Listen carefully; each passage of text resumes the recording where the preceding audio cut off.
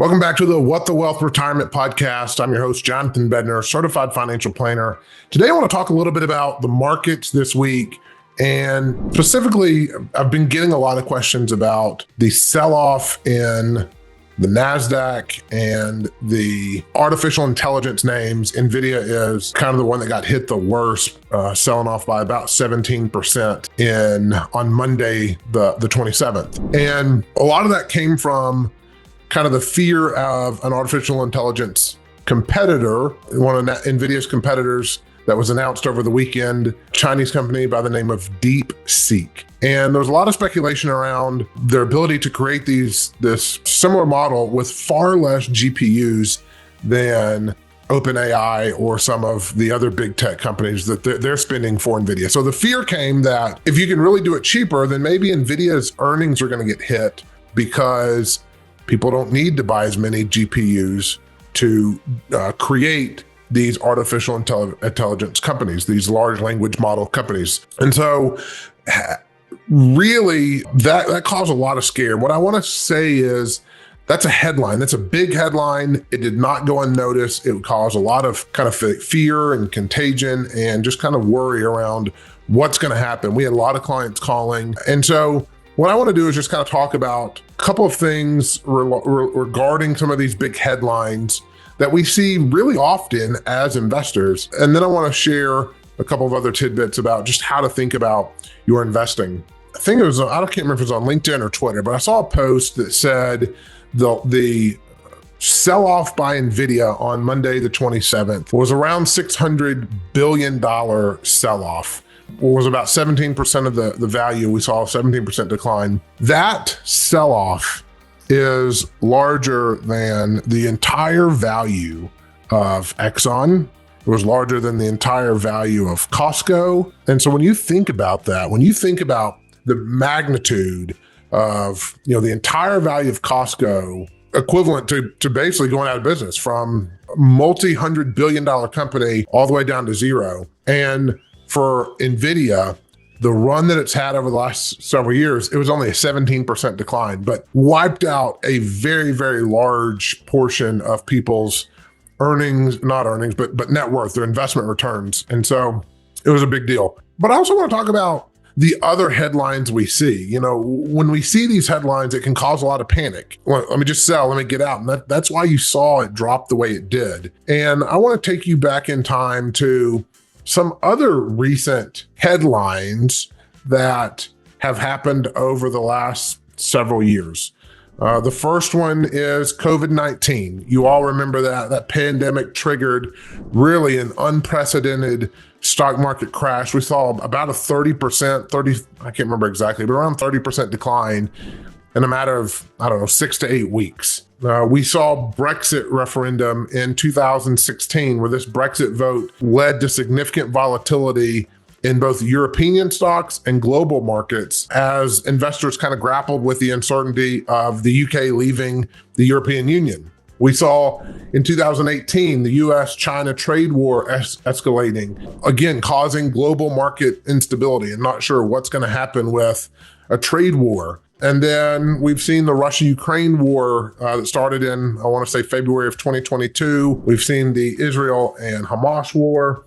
And then we've seen rising inflation over the last several years. But I'm going to pick another very specific topic headline that came out. And this came out in March of 2023. And it was the Silicon Valley Bank collapse, where there was a run on the bank failed, and ended up just causing widespread contagion around other banks. There's a couple other banks that failed, and we were getting a lot of questions around that time around what's going to happen. Are investments safe? Is the money at the bank safe? Are we going to be okay?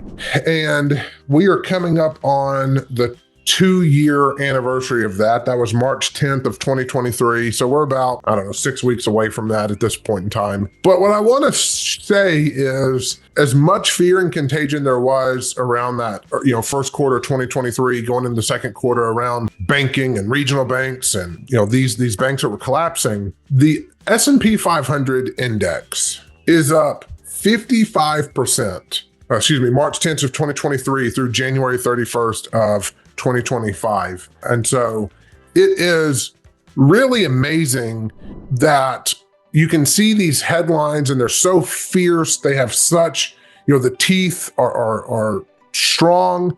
They bite right into our emotions, our fear, our portfolios, and they're tough. And having the mindset to, make good financial decisions in some of those times is very, very difficult to do. And I think when we go back and we look at all of these other headlines I listed, COVID, US-China trade war, the Brexit, Russia-Ukraine war, the market is up since all of those happened. And in all of those events, we have clients calling, and not just us, other advisors too. And it's natural. You're worried about what's going to happen if XYZ headline, plays out over a longer period of time. What's going to happen if the bank fails? What's going to happen if we have tariffs? What's going to happen if we go to World War III? Now, all of these headlines are causing they drive emotions. And so what I want to do is just kind of take this time to show that if we have a really good, strong financial plan, then we've got ideally a really strong portfolio. And that portfolio is designed to weather some of these storms. And we know we're not going to have perfect portfolios. The market fluctuates and goes up and down, but it gives us the ability to stand firm in our financial plan and in our investment portfolio to know that at one point, these headlines will become footnotes. And those footnotes, when you look back in time, you can say, I remember that.